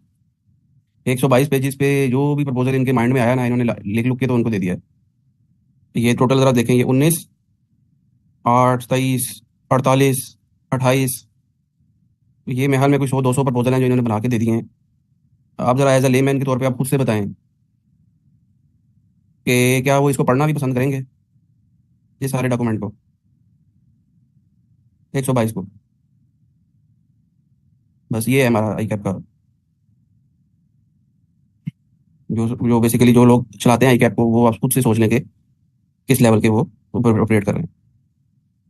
अच्छा, अब वापस आ जाता हूँ जी मैं। तो टैक्सेबल सप्लाई की डेफिनेशन में वो कहता है जी कि टैक्सेबल सप्लाई क्या होती है कह रहा है जी टैक्सेबल गुड्स की supply means a supply of taxable goods. कौन कर रहा है जी गुड्स की सप्लाई, टैक्सेबल गुड्स की? By importer, manufacturer, wholesaler including dealer, distributor और रिटेलर। यानी जो टैक्सेबल सप्लाई की डेफिनेशन है ना, उसमें उसने ये बात क्लियर कर दी कि भाई ये जो पांच बंदे हैं ना, ये पांच या छह लोग, ये अगर सप्लाई करेंगे ना, यानी ये अगर सेल करेंगे तो टैक्सेबल सप्लाई होनी है। यानी इनके अलावा, जैसे मैंने आपको पहले एक एग्जांपल दी थी कि आपने पर्सनल कैपेसिटी में अपनी गाड़ी बेच दी अपने दोस्त को, या अपना मोबाइल सेल कर दिया, तो वो टैक्सेबल सप्लाई ही नहीं है। रीजन बीइंग कि आप इस कैटेगरी में से किसी में भी नहीं आ रहे, आप तो एंड यूजर हो। एंड यूजर ने एंड यूजर को बेचा है, ठीक है, सेल्स टैक्स चार्ज नहीं होगा। ये जो पांच लोग हैं, ये अगर सेल करेंगे तो ही टैक्सेबल सप्लाई होगी, पहली चीज, ठीक है, ये बात आपने याद रखनी है। अच्छा, अब ये जो पांच लोग हैं, क्या हर बंदा इनमें रजिस्टर होगा? फॉर एग्जाम्पल मैं इसमें रिटेलर की अगर एग्जाम्पल ले लूँ, तो रिटेलर तो पाकिस्तान में पता नहीं कितना नंबर होगा। अभी एफबीआर ने रिसेंटली एक स्कीम लॉन्च की है रिटेलर्स के लिए, जिसे कह रहे हैं ताजिर दोस्त स्कीम। उसमें जो नंबर मीडिया में रिपोर्ट हुआ है ना रिसेंटली, वो ताजिर दोस्त स्कीम जो है ना, वो पाकिस्तान के जो छह बड़े बड़े शहर है ना, चार कैपिटल्स हैं, बस इस्लामाबाद है और एक महल में और शहर है उसके अंदर शायद, रावलपिंडी है इस्लामाबाद की। तो अच्छा, फैसलाबाद है सर। तो ये छह शहर उन्होंने उसमें सिर्फ इंक्लूड किए हैं। उन छह शहरों में जो नंबर रिपोर्ट हो रहा है ना, वो कितना हो रहा है मेरे ख्याल में, कोई आइडिया है जी किसी को? 35 लाख है। 35 से 40 लाख का नंबर रिपोर्ट हो रहा है कि इन सिर्फ इन छह शहरों में जो शॉपकीपर्स हैं ना, शॉपकीपर्स हैं या रिटेलर्स हैं, या इस तरह के जो भी इस कैटेगरी में, दुकानदार की कैटेगरी में, चाहे वो किराना स्टोर है, मेडिकल स्टोर है, इस तरह के जितने भी स्टोर हैं वो सारे रिटेलर में आ जाएंगे ना। तो सिर्फ 35 से 40 लाख नंबर सिर्फ इन शहरों में है। तो आप पूरे पाकिस्तान में तो 100 से ज़्यादा शहर हैं, तो आप पूरे पाकिस्तान में अगर आइडिया लगा लें तो कितने होंगे रिटेलर में? हर में लाख से ऊपर जो नंबर है वो सिर्फ रिटेलर्स का है।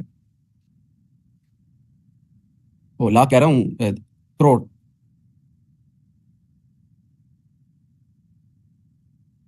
तो क्या हर बंदे ने सेल्स टैक्स में रजिस्टर होना है? बताएं जी। ऐसा हो सकता है कि जो एक छोटा सा दुकानदार है, जो परचून की दुकान छोटी सी लगा के एक मोहल्ले में बैठा हुआ है, या वो भी रजिस्टर हो जाए? ऐसा नहीं है, ठीक है। अच्छा, इसी तरह से अगर आप मैन्युफैक्चरर की बात कर लें, तो मैन्युफैक्चरर भी ऐसे भी लोग हैं जिन्होंने अपने घरों में और छोटी छोटी सी जो एक एक कमरा किराए पे लेके, या इवन अपने घरों में फैक्ट्रियाँ लगाई हुई हैं, ठीक है, जिसमें वो मैन्युफैक्चरिंग कर रहे हैं छोटी मोटी लेवल पे।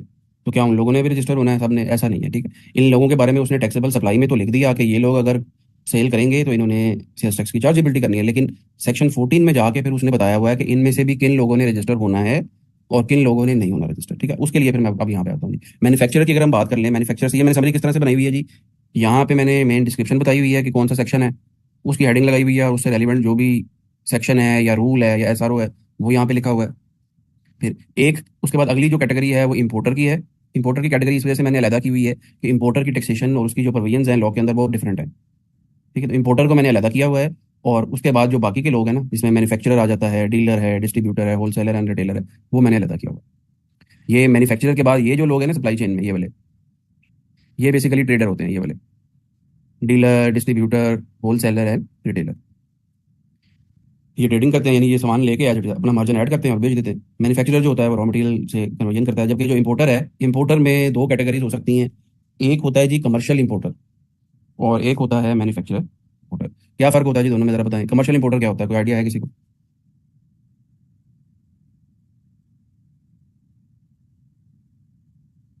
हाँ, ट्रेडिंग समझ लें। कमर्शियल इंपोर्टर जो होता है ना, वो ट्रेडिंग करता है, वो गुड्स को बाहर से इंपोर्ट करता है और इंपोर्ट करके एज इट इज़ सेल कर देता है, ठीक है, उसे कहते हैं commercial importer. On the other hand, manufacturer importer कौन होता है जी? जो रॉ मटेरियल बाहर से इंपोर्ट करता है और फिर उसको कन्वर्ट करके बेचता है, ठीक है। पाकिस्तान में दोनों कैटेगरीज ही बहुत ज़्यादा हैं। ज़्यादातर आपको पता है कि हमारी जितनी भी बड़ी इंडस्ट्री है पाकिस्तान की, इनमें ज़्यादातर इंडस्ट्री का जो रॉ मटेरियल है वो क्या है, इम्पोर्टेड है, ठीक है। हाँ, रॉ मटेरियल भी इम्पोर्टेड है, और इवन वो जो मशीनरी है जिससे वो रॉ मटेरियल आप गुजार के गुड्स बनाते हैं, वो मशीनरी भी क्या है, सारी इम्पोर्टेड है, ठीक है। अच्छा, तो अब मैन्युफैक्चर की तरफ मैं आ जाता हूँ जी। मैन्युफैक्चरर से मैं स्टार्ट कर, बल्कि इंपोर्टर से स्टार्ट कर लेते हैं। कि अगर आप इंपोर्टर हैं, चाहे आप कमर्शियल इंपोर्टर हैं, चाहे आप मैन्युफैक्चरर इंपोर्टर हैं, आपके लिए मस्ट है कि आप सेल्स टैक्स में रजिस्टर होंगे, ठीक है। ये ना, अब जितनी भी इंपोर्ट होती है ना, आज से अगर आप 10-15 साल पहले चले जाए ना, तो आज से 10-15 साल पहले जो इंपोर्ट थी ना हमारी, वो सिस्टम बेस्ड नहीं थी, कंप्यूटराइज नहीं थी। अब तो हर रोज कोई ना कोई नया सिस्टम आ जाता है कस्टम वालों का। वी बॉक्स सिस्टम आया, फिर उसके बाद एक और सिस्टम आया हुआ है। टैक्स के नाम क्या नाम है, मैं नाम दिल से निकल रहा है अभी जो चल रहा है। PSW, हाँ। तो अब तो सारी की सारी जो इम्पोर्ट है वो कंप्यूटराइज हो चुकी है, ठीक है। अगर आप सेल्स टैक्स में रजिस्टर्ड नहीं हैं, आप कस्टम वाले के पास जाएंगे ना कि भाई ये सामान मेरा आने लगा है पोर्ट में, वो सबसे पहले आपका सेल्स टैक्स का रजिस्ट्रेशन नंबर डालेगा सिस्टम के अंदर। अगर वो नंबर नहीं होगा तो वो आपको इंपोर्ट ही नहीं करने देगा, ठीक है। अब ये मैंडेटरी कर दिया गया है कि आपने कोई भी चीज़ अगर बाहर से इंपोर्ट करनी है तो आपके लिए मस्ट है कि आप सेल्स टैक्स में रजिस्टर हो, ठीक है जी। अच्छा। हाँ, आपका ये सवाल जरूर हो सकता है कि भाई मैं तो एक एंड यूजर हूँ, मैंने बाहर से अपने किसी रिलेटिव से कोई चीज़ मंगवानी है तो क्या मैं भी रजिस्टर हो जाऊंगा सेल्स टैक्स में। उसमें ना एक आधी एक्सेप्शन दी हुई है, वो एक पर्सनल पर्सनल बैगेज रूल्स होते हैं, जिसके तहत आप अपने अपना सामान जो है सर्टन एक्सटेंट तक बाहर अपने रिलेटिव्स वगैरह से इंपोर्ट कर सकते हैं, ठीक है। लेकिन उसके अलावा बाकी हर केस में ये मैंडेटरी हो चुका है पाकिस्तान में कि आपने सेल्स टैक्स में रजिस्टर होना है। पहले जब मैनुअल सिस्टम था ना तो ये काम भी बड़ा होता था, लोग जो है वो मैनुअल का कोई रिकॉर्ड नहीं अवेलेबल होता, लोग सेल्स टैक्स में रजिस्टर हुए बगैर भी गुड्स इंपोर्ट कर लेते थे, ठीक है। वो मिल मिला के वहाँ पे काम हो जाता था कस्टम वालों से। अब वो कॉन्सेप्ट खत्म हो चुका है, ठीक है। कार्गो का क्या, कार्गो कार्गो से क्या मुराद है जी आपका?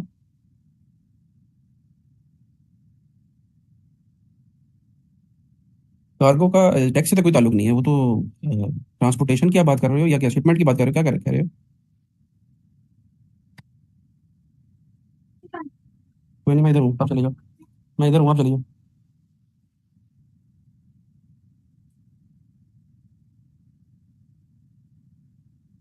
वो तो आपका किसी कस्टम एजेंट वगैरह से ना आपको सारा प्रोसीजर समझना पड़ेगा, किसी क्लियरिंग एजेंट वगैरह से, उसका टैक्स से कोई ताल्लुक नहीं है, ठीक है। कि कैसे वो इंपोर्ट कैसे होती है, या आजकल तो सिस्टम है, अभी गूगल कर लो यार, आपको पूरा वो प्रोसेस बता देगा कैसे होता है, ठीक है। अच्छा।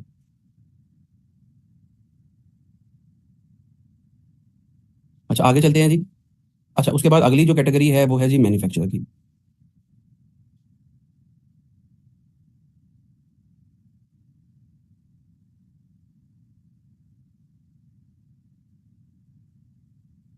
जी, वो आपको जो वो टैक्सेस है ना वो अपने जो उसका लॉ है उसके हिसाब से लगाएगा। उस पे वो जो उसने आपको प्राइस कोट की होगी ना, उसमें सारी टैक्सेस एंड ड्यूटीज मिला के उसने आपको बताया होगा। हाँ हाँ, इम्पोर्ट कंसिडर होगी, लेकिन वो आपकी जो प्राइस आपको वो कोट करेगा उसमें वो सारी चीज़ें उसने बताई होंगी ना। क्या आप बाहर से मोबाइल फ़ोन अगर इंपोर्ट कर लेते हो तो वो कस्टम वालों को सारी चीज़ें पे करेगा वो, आपसे जो प्राइस वो चार्ज करे उसमें वो सारी चीज़ें शामिल होंगी।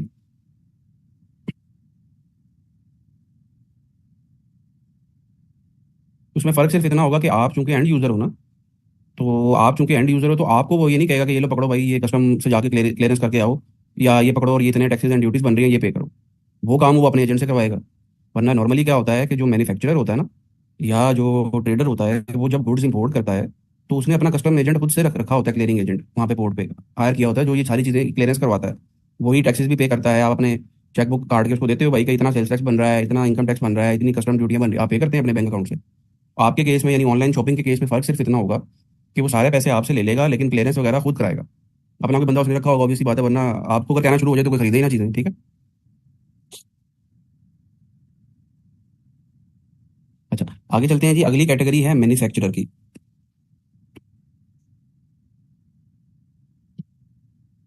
अच्छा, ये जो मैन्युफैक्चरर मैंने लिखा हुआ है ना, एक बात, पहली बात आपने और याद रखनी है कि ये लोकल मैन्युफैक्चरर है, ये वाला लोकल मैन्युफैक्चरर से मुराद वो बंदा जो लोकल रॉ मटेरियल खरीदता है, उसको फिर फिनिश गुड्स में कन्वर्ट करके फिर आगे बेचता है। अगर आप मैन्युफैक्चरर इंपोर्टर हैं तो जैसे ही आप रॉ मटेरियल इंपोर्ट करेंगे, चाहे आपकी सेल उसके बाद 1 रुपए की है चाहे 1 अरब रुपए की है, आपके लिए मैंडेटरी है कि आप सेल्स टैक्स में रजिस्टर होंगे। यानी गुड्स बना के बेचना तो दूर की बात है, आप गुड्स इंपोर्ट ही नहीं कर सकते जब तक आप सेल्स टैक्स में रजिस्टर नहीं होंगे, ठीक है। लेकिन अगर आप लोकल मैन्युफैक्चरर हैं तो लोकल मैन्युफैक्चरर के केस में आपको रजिस्ट्रेशन तभी रिक्वायर्ड है जी, only if not a cottage industry. अगर आप कॉटेज इंडस्ट्री नहीं है तो आपके लिए जरूरी है या मैंडेटरी है कि आप सेल्स टैक्स में रजिस्टर हो। अच्छा, फिर अगला क्वेश्चन होगा कि ये कॉटेज इंडस्ट्री क्या चीज़ है, उसने डिफाइन किया हुआ है लॉ के अंदर कि cottage industry means a manufacturer whose, क्या हो गया, cottage industry means a manufacturer whose turnover during the last 12 months from all supplies does not exceed 8 million rupees। यानी जिसकी पिछले 12 महीने में जो सेल्स हैं टोटल वो 80 लाख रुपए है, 8 मिलियन से कम है, लोकेटेड इन रेजिडेंशियल एरिया, वो घर में बैठ के काम कर रहा है यानी उसकी कोई फैक्ट्री वगैरह नहीं होनी चाहिए, विदाउट हैविंग इंडस्ट्रियल कनेक्शन, उसका जो कनेक्शन है बिजली का वो इंडस्ट्रियल नहीं होना चाहिए, वो भी रेजिडेंशियल या कमर्शियल हो सकता है। 3 तरह के कनेक्शन होते हैं ना बिजली के। या आप अगर आपके घर में है तो घर में रेजिडेंशियल कनेक्शन होता है, अगर आपकी कोई शॉप वगैरह है तो शॉप का जो कनेक्शन होता है ना वो कमर्शियल होता है, और अगर आपकी जो फैक्ट्री है तो प्लांट है तो उसकी जो उसका जो कनेक्शन होता है ना वो इंडस्ट्रियल होता है। ठीक। तो वो कह रहा है कि भाई तुम्हारा जो कनेक्शन है वो इंडस्ट्रियल नहीं होना चाहिए। ठीक है। And does not have a total labour labour force of more than 10 worker, और तुम्हारे जो एम्प्लॉइज हैं परमानेंट एम्प्लॉइज, टेम्पररी की बात नहीं हो रही, परमानेंट, वो जो हैं वो 10 से कम होनी चाहिए। ठीक है। ये चारों की चारों कंडीशंस अगर फुलफिल होंगी, ये नोट 1 में ये बात नीचे लिखी हुई है, तो आप कॉटेज इंडस्ट्री है। मतलब ये हुआ कि अगर आपकी सेल 8 मिलियन से कम है लेकिन आपका जो बिजली का कनेक्शन है वो जो है वो इंडस्ट्रियल है, या आपकी सेल तो 8 मिलियन से कम है लेकिन जो आपके पास एम्प्लॉइज हैं नंबर ऑफ वो 20 हैं, तो आप लाइबल टू बी रजिस्टर्ड है। ठीक है। या इसी तरह एक और क्राइटेरिया भी हो सकता है वो रेजिडेंशियल एरिया वाला, कि आप जो है वो रेजिडेंशियल एरिया में नहीं बैठे हुए, आप कमर्शियल एरिया में बैठे हुए और बाकी की 3 कंडीशंस पूरी हो रही हैं। बाकी की 3 तो फिर पूरी होंगी नहीं, क्योंकि अगर आप कमर्शियल एरिया में बैठे हुए हो तो हो ही नहीं सकता कि जो कनेक्शन है वो रेजिडेंशियल हो। ठीक है। तो फिर बाकी की 2 कंडीशंस, ये दोनों यानी आपस में लिंक है, ये वाली, ये ये वाली। तो ये चारों की चारों कंडीशंस अगर साइमल्टेनियसली फुलफिल होंगी तो आप कॉटेज इंडस्ट्री हैं जी। अगर ये साइमल्टेनियसली फुलफिल नहीं होंगी तो आप कॉटेज इंडस्ट्री नहीं है। ठीक है जी। अच्छा, फिर एक और बड़ी इंपॉर्टेंट बात है कि मैन्युफैक्चरिंग में का मतलब क्या होता है। हमारे जहनों में यही यही है, यही ख्याल है, हमने यही समझा हुआ है कि भाई रॉ मटेरियल बाहर से इंपोर्ट हुआ। मिसाल के तौर पे आप ये लैपटॉप के मैन्युफैक्चरर है, तो लैपटॉप की ये जो चिप है, या इसका मदरबोर्ड के लिए ये स्क्रीन टच स्क्रीन है इसकी, या इसका ये कीबोर्ड है, या कोई और कोई कंपोनेंट है इसका, फॉर एग्जाम्पल प्लास्टिक वगैरह है, तो ये सारी चीज़ें आपने बाहर से इंपोर्ट की, इनकी यहाँ पे असेंबलिंग की इन सारी चीज़ों की बैठ के, और इनकी असेंबलिंग करके लैपटॉप बनाया, तो आप मैन्युफैक्चरर हैं। ठीक है। हमारे जहनों में ये ख्याल है, मैन्युफैक्चरर का होता भी लॉजिकली ऐसा ही है, लेकिन अगर आप सेल्स टैक्स में और इनकम टैक्स में चले जाएं तो मैन्युफैक्चरर की जो डेफिनेशन है ना वो बहुत ब्रॉडर है। वो ब्रॉडर किस सेंस में है, वो कह रहा है जी manufacture includes any process of assembling, ये तो मैंने आपको बता दिया, असेंबलिंग वगैरह या मिक्सिंग वगैरह हो रही है, cutting, diluting, bottling, packaging, repacking, engraving, printing etcetera. यानी उसने यहाँ तक बात कर दी है कि आपने, जैसे अक्सर लोग ये करते हैं ना कि बाहर से एक कंटेनर कंटेनर मंगवा लिया, मिसाल के तौर पे दूध का आपने बाहर से एक कंटेनर मंगवा लिया, या चाय का एक कंटेनर मंगवा लिया, सूखे दूध की बात कर रहा हूँ, या चाय का एक बहुत बड़ा कंटेनर आपने बाहर से मंगवाया, और वो जो टी का कंटेनर आपने बाहर से या दूध का आपने इंपोर्ट किया था, उसको यहाँ पे छोटी छोटी पैकिंग कर दी उसकी, येलो लेबल के या जो भी आपका ब्रांड है उस ब्रांड में उसको पैक किया, और उस पैक में करने के बाद छोटे छोटे 1 1 केजी के 2 2 केजी के वो करके आपने रिटेल पैकिंग में बेच दिया आगे। तो अब आप बताएं, आप सॉरी आप कमर्शियल इंपोर्टर हैं या मैन्युफैक्चरर हैं? बताएं क्या जवाब होगा इसका। अभी जो चीज़ें हमने पढ़ी हैं उसके हिसाब से क्या होगा? हाँ जी, मैन्युफैक्चरर होगा। ठीक है। ये बड़ा इंपॉर्टेंट कॉन्सेप्ट है, ये आपने जहन में रखना है। उसकी रीज़न अभी अब आपको आगे जाके जब हम पढ़ेंगे पढ़ते जाएंगे तो पता चल जाएगा। मैंने आपको स्टार्ट पे ही बता दिया था कि कमर्शियल इंपोर्टर की टैक्सेशन किसी और तरह से होती है, और मैन्युफैक्चरर की टैक्सेशन किसी और तरह से होती है। ठीक है। तो जो बंदा मैन्युफैक्चरर है उसको अगर आप कमर्शियल इंपोर्टर कंसिडर कर लोगे और उसकी टैक्सेशन लगा दोगे तो आंसर गलत हो जाएगा सारा। ठीक है। ये जो मैंने आपको अभी एग्जांपल दिया ये एक बड़ी टिपिकल एग्जांपल है जो अक्सर आई कैप वाला पेपर में पूछ लेता है। इस तरह का कॉन्सेप्ट, जब इस तरह का कॉन्सेप्ट वो पूछता है तो ज़्यादातर बच्चे यही समझते हैं, जिन्होंने मैन्युफैक्चरर की ऑब्वियसली डेफिनेशन अच्छी तरह से उसको नहीं समझा होता, कि ये तो कमर्शियल इंपोर्टर है, कि बाहर से एक चीज़ इंपोर्ट की, यहाँ पे बस उसको बेच रहा है। फर्क सिर्फ इतना है कि यहाँ पे उसकी पैकिंग रीपैकिंग वगैरह कर रहा है, टेपिंग वगैरह कर रहा है, तो वो मैन्युफैक्चरर बन जाएगा। ठीक है। अच्छा जी। एक आखिरी बात ये आज की, कि अभी किसी ने पहले सेशन में एक क्वेश्चन ये किया था कि क्या फ्रूट जो है वो टैक्सेबल है या नहीं है। देखिए, कोई भी प्रोडक्ट जो है ना, सेल्स टैक्स में आपने एक प्रिंसिपल याद रखना है कि सेल्स टैक्स में एक सिंपल सा लॉ है, उसने सिंपल वर्ड्स में एक्सप्लेन किया है कि कोई भी प्रोडक्ट, अगर ये कोई भी टैक्सेबल प्रोडक्ट, अगर ये 5 लोग बेचेंगे ना, ये इंपोर्टर, मैन्युफैक्चरर, डीलर, होलसेलर और रिटेलर, तो उसके ऊपर सेल्स टैक्स की चार्जेबिलिटी। अब टैक्सेबल प्रोडक्ट क्या होती है, इसको उसने लॉ में डिफाइन किया हुआ है, all goods are taxable except those mentioned in 6th schedule.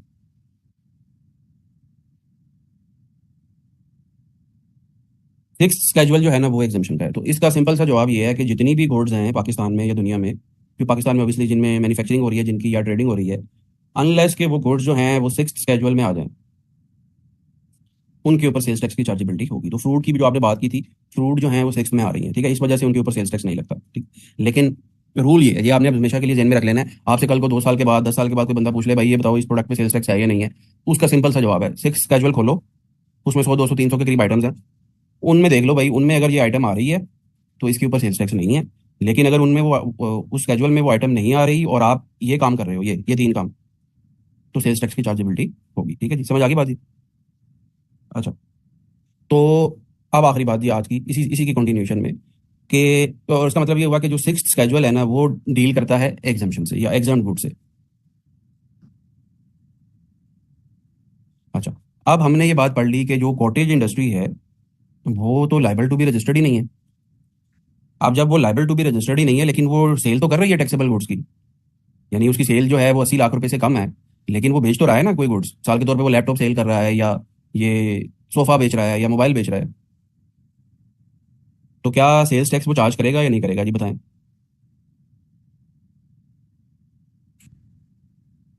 हाँ,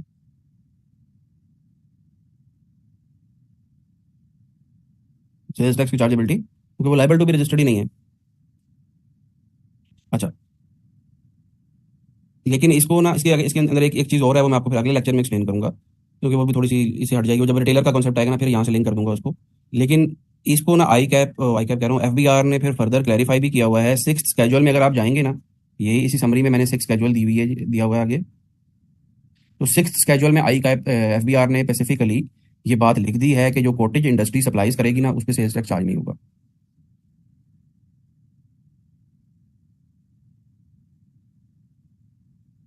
हाँ, ये तो आपको याद नहीं करनी, कॉन्सेप्ट को समझना है, ये जो कॉन्सेप्ट मैं आपको समझा रहा हूँ इन्हीं की इन्हीं को उसने न्यूमेरिकली या सिनेरियो बेस्ड क्वेश्चन में आपसे टच करना है।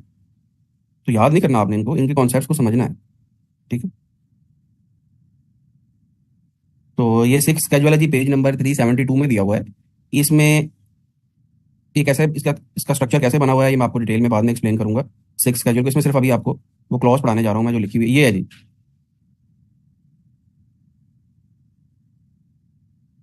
कि कॉटेज इंडस्ट्री जो सेल करती है ना उसके ऊपर सेल्स टैक्स चार्ज नहीं होता। अच्छा, अब आई कैप इसमें पता कैसे कंफ्यूज करता है बच्चों को, दो चीजें हैं ना, कि आई कैप तो आपसे पेपर में एक कंपनी का क्वेश्चन पूछेगा कि एक कंपनी है जी ओमेगा लिमिटेड। अब आई कैप क्या करेगा, परचेजेस के ब्रेकअप में जाके कहेगा जी परचेजेस फ्रॉम कॉटेज इंडस्ट्री, और सेल्स के ब्रेकअप में जाके बताएगा जी sales sale to cottage industry. कि आपने आपसे मुराद ये जो ओमेगा लिमिटेड है इसने परचेजेस की हैं कॉटेज इंडस्ट्री से, यानी ओमेगा लिमिटेड की परचेजेस हैं और वो जो कॉटेज इंडस्ट्री है उसकी सेल्स हैं। आपका इनपुट है उसका आउटपुट है, क्या उसने आपको सेल्स टैक्स चार्ज किया होगा? नहीं किया होगा, ठीक है, नो सेल्स टैक्स। असल मसला इधर आता है जी, कि आपने सेल की है कॉटेज इंडस्ट्री को, यानी आपकी सेल्स हैं और कॉटेज इंडस्ट्री की परचेजेज हैं, जाहिर सी बात है वो कुछ रॉ मटेरियल खरीद के ही बनाएगा ना आगे, वो जो मैन्युफैक्चरर कॉटेज इंडस्ट्री में आ रहा है। तो अब आप सेल्स टैक्स चार्ज करेंगे या नहीं करेंगे उसे? हाँ, वही रूल, आप जब सेल करोगे तो सेल्स टैक्स चार्ज होगा, ठीक है। यही बात मैंने इसमें लिखी हुई है जी। आज का लेक्चर हमारा इतना ही है, ये बाकी की बातें इंशाल्लाह नेक्स्ट क्लास में होंगी, नेक्स्ट वीक में होंगी बल्कि, ठीक है।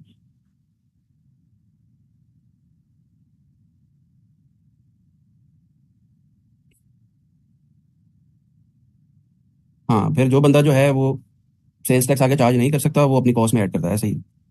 तो कॉटेज इंडस्ट्री वाला जो होगा अपनी कॉस्ट में ऐड करके अपनी प्राइसिंग निकालेगा, ऐसे ही, ठीक है। तो बाकी की बातें इंशाल्लाह नेक्स्ट वीक में होती हैं जी। आज की क्लास इतनी ही थी, अल्लाह हाफिज़।